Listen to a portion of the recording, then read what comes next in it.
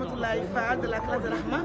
Donc, je suis enseignante spécialisée aux nouvelles technologies d'apprentissage, d'enseignement et d'évaluation. J'enseigne en Ontario. En même temps, je suis praticienne en psychologie positive et maintenant je suis autrice parce que j'ai écrit mon premier guide pédagogique, le kit de suivi des parents. Et si on décidé de faire de nos enfants des leaders par une éducation consciente et bienveillante. Merci d'être là. Est-ce que vous pouvez revenir sur l'intérêt pédagogique de ce kit pédagogique? Alors, ce kit, c'est comme son nom l'indique, c'est un kit de suivi.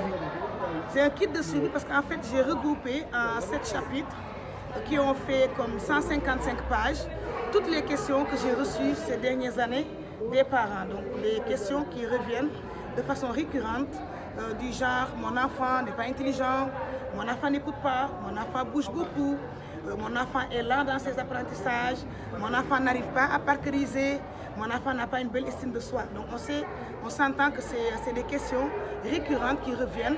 Donc moi j'ai beaucoup réfléchi là-dessus et surtout que j'observe parce que j'ai ma salle de classe.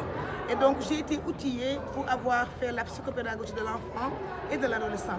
Donc en 7 chapitres, j'ai touché à peu près à tout, de façon comme si c'est une suite logique, mais quand même n'importe qui peut utiliser ce guide en allant d'un chapitre à l'autre sans perdre le fil vraiment comme le sens, la quintessence du kit.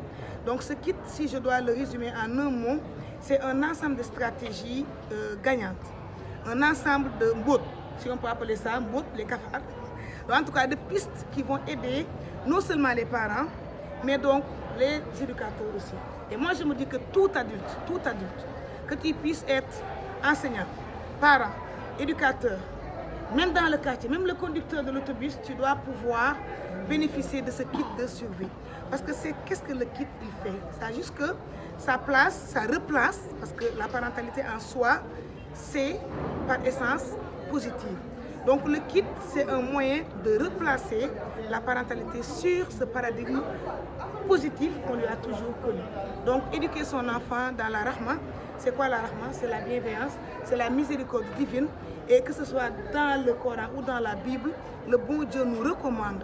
En fait, on est obligé d'accompagner nos enfants dans la Rahma. Et si on revient à l'époque de Soundiata Keïta, avec la charte du Mandé, qu'on peut considérer comme la première déclaration des droits de l'homme, la charte nous dit, et là je périphrase, une vie est une vie. Aucune vie n'est plus importante qu'une autre, même si celle-ci est antérieure. Donc ça pose le problème du respect qu'on doit avoir envers nos enfants. Ça dit que ce n'est pas parce qu'un enfant a 8 jours que toi qui as 10 ans, 15 ans, 40 ans, ta vie est plus importante que celle de cet enfant-là. En même temps, j'invite aussi dans ce kit à déconstruire certains stéréotypes. Un stéréotype, c'est quoi? C'est une idée reçue. C'est un lieu commun. Notre défunt professeur, M. Bassirou-Dieng, nous a dit un jour, un stéréotype est une vérité qui a été une vérité à un moment donné, dans un contexte donné, dans un groupe donné, pour une situation spécifique. Donc je me dis que c'est important de revisiter tous ces stéréotypes qui portent préjudice à la femme